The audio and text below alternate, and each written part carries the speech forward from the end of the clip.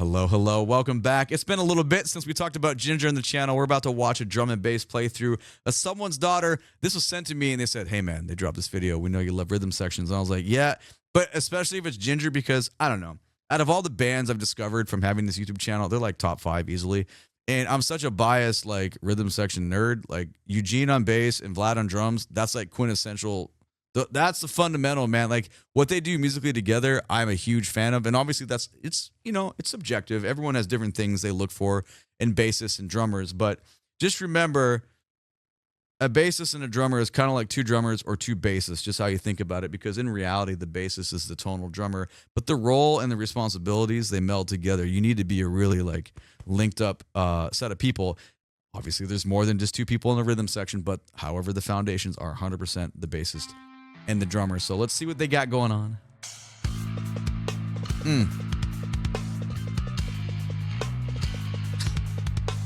Consistency on accents on that piccolo snare drum. Ooh.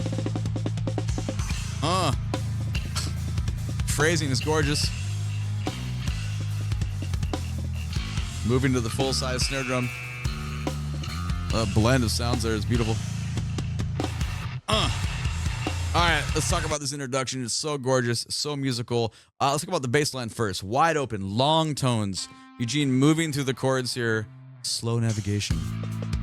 Less is more. Obviously, there's a guitar line on the track too.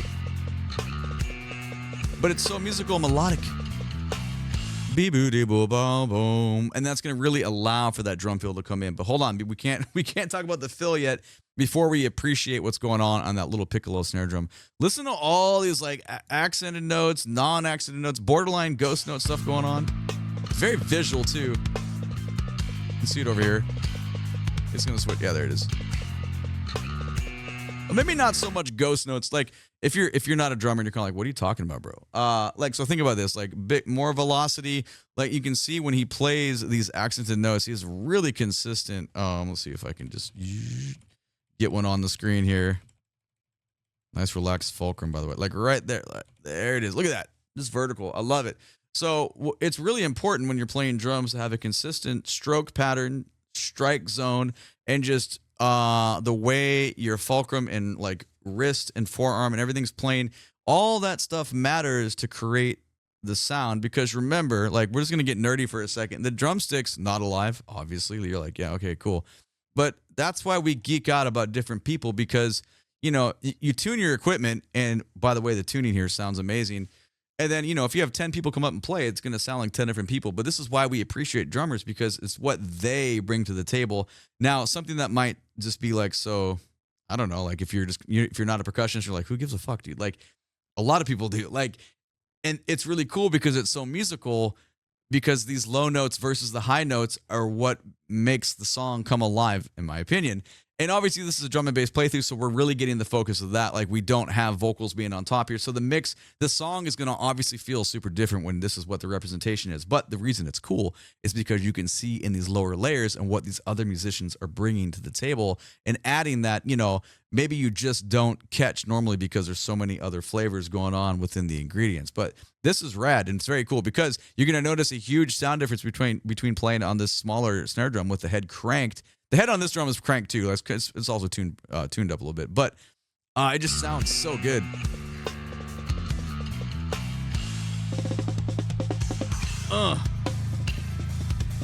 Similar approach here, but obviously, you know, we got the left hand on the hi-hat now. We're involving some cymbals, and the tone on the kick drum sounds amazing as well. But I think, and we'll listen to it one more time because some of these sections can't just be listened to once, twice. You got to get in there 3 times. I think it feels like the main character here is the way the snare drum is speaking, since that bass line, Eugene's line he's playing, is so open, and we're navigating through the harmonic progression so smoothly there. And I think I said it before in the beginning. I'll say it again, though. Less is more in those situations, though, because you really allow the personality of what the snare drum can do for the song to come out there. So it's pretty fucking rad. One more time. We'll let it go on this time. And we'll probably get all involved after that, because they generally do that. It's a beautiful relationship between the kick drum and the snare drum, though.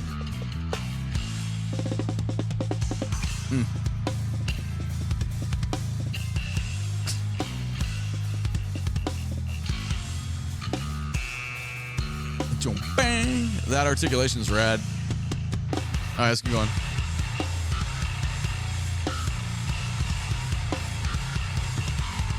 There it is.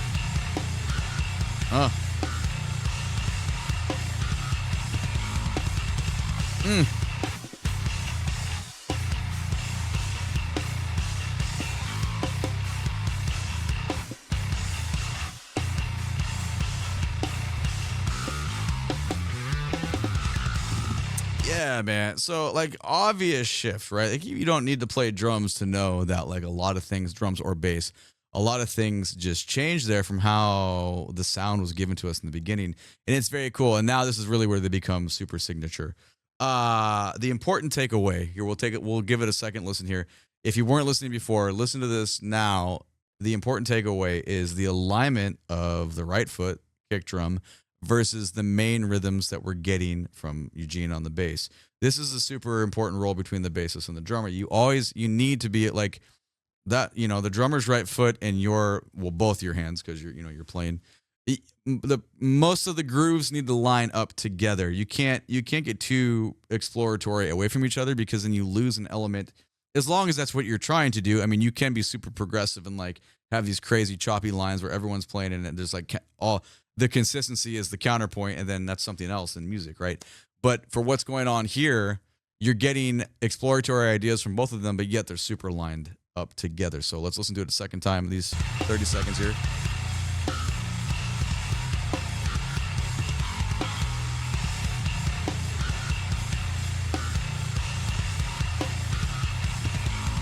Yeah, anybody with ears can tell, like, oh yeah, that kind of happens. And if you have a good sense of rhythm, you can really feel that the unisons are done really well there. Obviously, there's embellishments, right? We're involving so many more symbols now, and that, like, just depending on how you interpret symbols, like what that sound. For me, I always talk about like the kind of like the little bit of like colors I see when I hear sounds. Symbols are super washed out. If it feels like static, and sometimes when I talk about the whole color system of hearing, it's like it can be annoying at times, like, but it's also like helpful for like memorizing music and like feeling patterns and stuff. None of these things are like the opacity on them are like super low. There was I got some comments last week, people asking questions, and it's like it's not like actually like in my vision. I can like see through it, but it's there. Like I know like the symbol, and I'm sure a lot of you are the same as well. But when this like section changes, I can really feel like the thud articulations of the foot versus all the static, like the way it like appears / sounds as this comes in. And it's, in complete contrast to the beginning, even though, we're in the same song. Like, it's just a very, very different thing. But listen how great the sustain of the cymbals feel with the difference in the way Eugene's playing the bass lines now. Like, the bass sounds nothing the same as it was in the beginning. This is just a great amount of variety.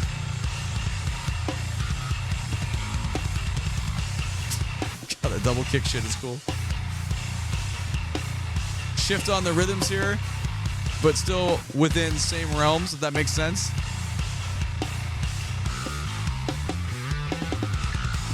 Yeah, that's the other thing.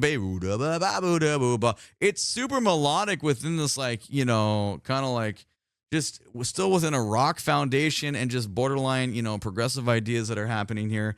Nothing's like too out there. Nothing's too choppy, but it's very interesting musically to listen to, because, if you're feeling like heavy, like you want to like fuck shit up when you listen to that is there. But if you also want to like sit down and like kind of geek out, like, whoa, what key am I in? Like, where are we playing? Like, where is this going melodically? There's enough going on there too that you don't just only want to like, punch walls. Like, you can still appreciate so much stuff. I think that's probably why I get so nerdy about this band, is because they just check a lot of boxes for me.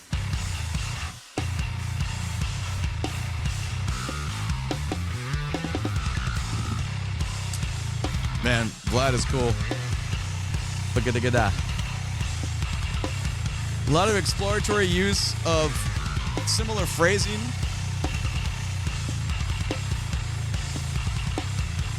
But still, that's still lined up, right? We're getting the double kick, but he's playing it, he's articulating it at the bass too. So we're still really, that player, that rhythm section foundation is there. And remember, that's what hits. That's what you're gonna. If you're seeing this live, that's gonna be what's driven through. There's all that sound waves being moved through the air. That's gonna drive through your chest, like. Sitting down with a pair of headphones or earbuds, whatever, watching it on your phone, like it doesn't. There's not much going on there, right? Like when you experience this live, and if the sound team is killer in the venue, you're gonna be like, oh fuck, that really really matters,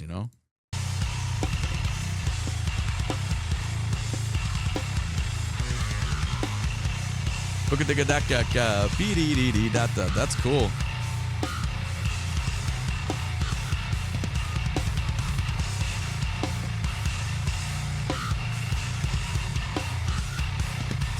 Pretty beautiful, super staccato, pretty rigid articulations here between downstroke and upstroke on the pop there, with that kind of like fuzz sound happening. But man, it just matches the desired, like, I don't know, in my opinion, it matches the sound that's going on from drums. So I mean, it's not by accident. Like, they thought about this, they talked about it. It's their style, so it makes complete sense. We're just noting how it complements each other, I guess.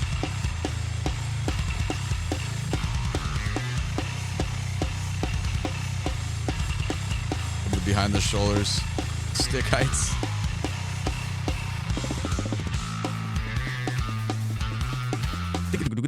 I want that shit again. Listen, man. Listen how clean this is.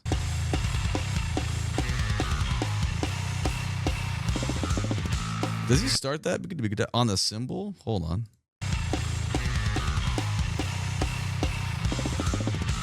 I think it just looked that way. Yeah, baby.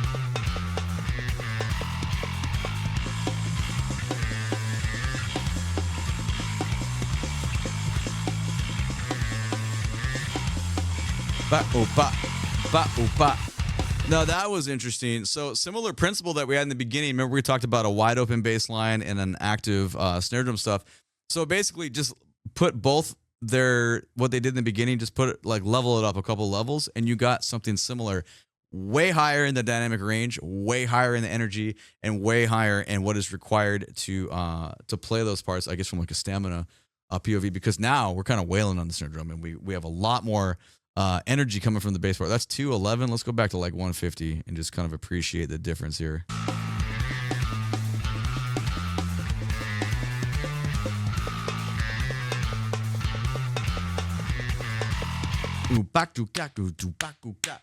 That's really the kind of like repeated rhythm groove there. It's almost like an accent motif that's getting a little bit of a kind of a it's not a polyrhythm. It's just kind of going against that bass line much more. Like, remember we talked about how those parts were similar in the beginning. Now it's leveled up. Leveled up is not a musical phrase by any means. We're just talking about shit like just simply basically. It's a little bit different, but not too much, since the roll is somewhat similar. Back a couple seconds. We'll let it keep going here.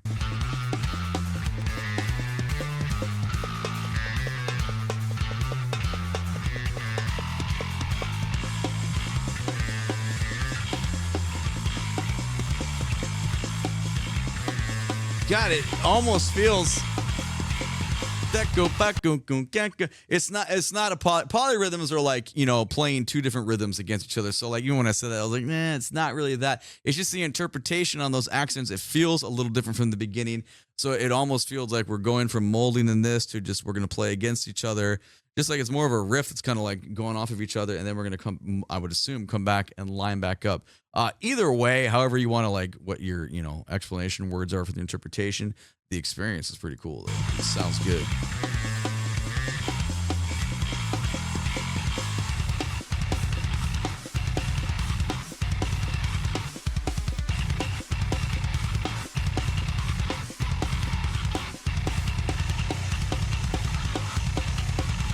Similar approach here in the phrasing from before.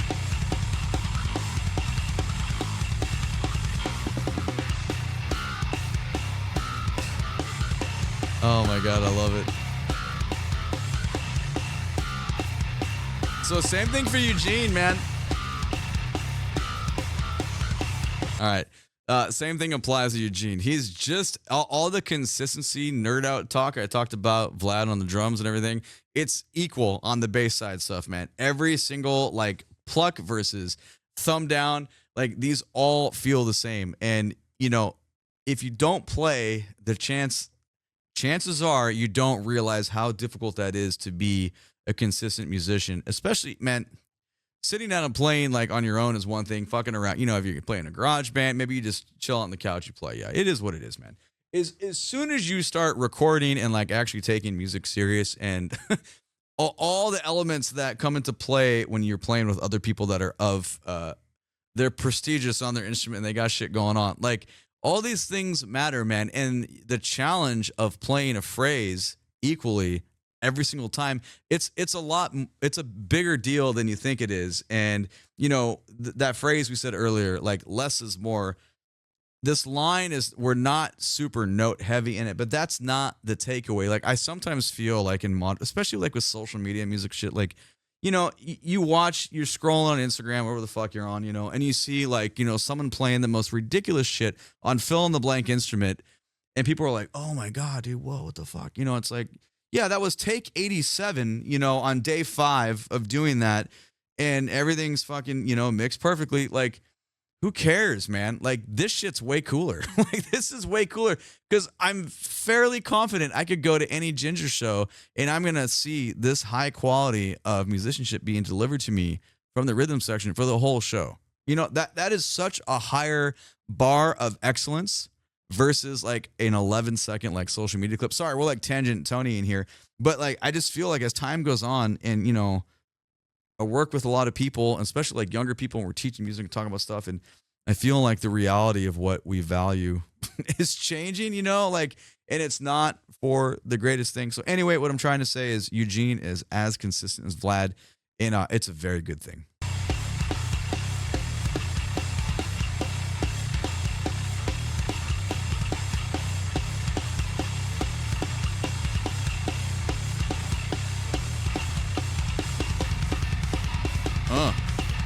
That's a cool pattern.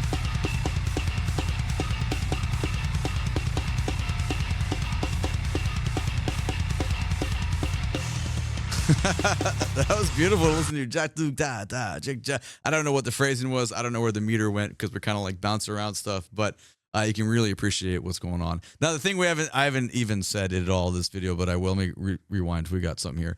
The ergonomics of his setup, and I do say this in every single video, but how can you not? Like, to me, remember, I'm not a good drum set player. Like, for those of you that don't really know me, I'm more from the marching world. Like, I did so much symphonic playing and stuff, but this kind of setup is really, really attractive to me. I like playing on flat surfaces instead of like having to travel around, like, you know, like more of a traditional drum set setup.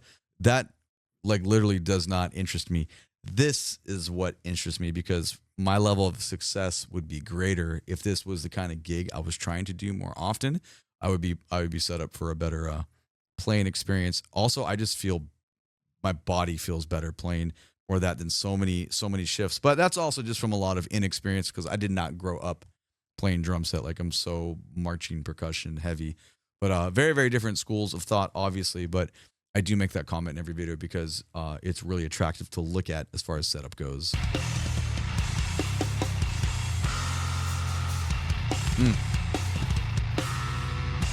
We didn't really get any of those before.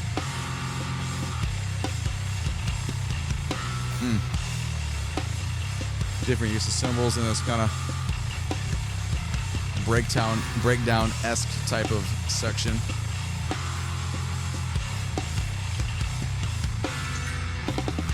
Wow.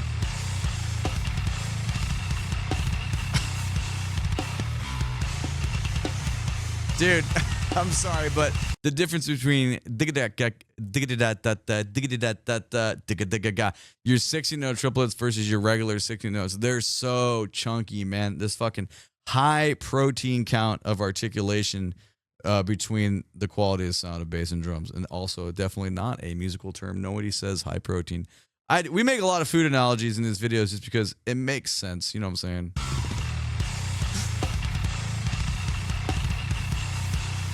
You can hear that, right? Jesus.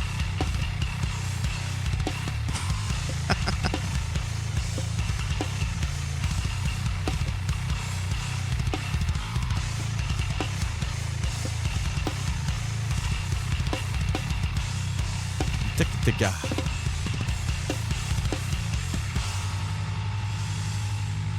King. Eugene is so good, man. Oh, that went fast. That went way faster than I wanted it to go. That's very enjoyable. Sorry, I know we kind of like nerded out. Oh, we made this a 20-minute video. Oh, whatever. You know, there's just a lot of cool things to enjoy when listening to really good rhythm sections play. So I will stop talking. Oh, it'll just keep going. Anyway, I'll probably end up watching that a lot more later on just on my own. Let me know what you think about it down in the comments below. My name is DrumRollTony. Catch me when I'm live on Twitch. You can find a link for my socials down in the video description below. If you liked the video, give it the thumbs up. If you did not like the video, give it the thumbs down. If you want to watch some more of my stuff, click the subscribe button. You can check those out. All right, YouTube thinks you want to watch one of these 2 videos next. I appreciate you being here. Have a great day. Take it easy. Bye-bye.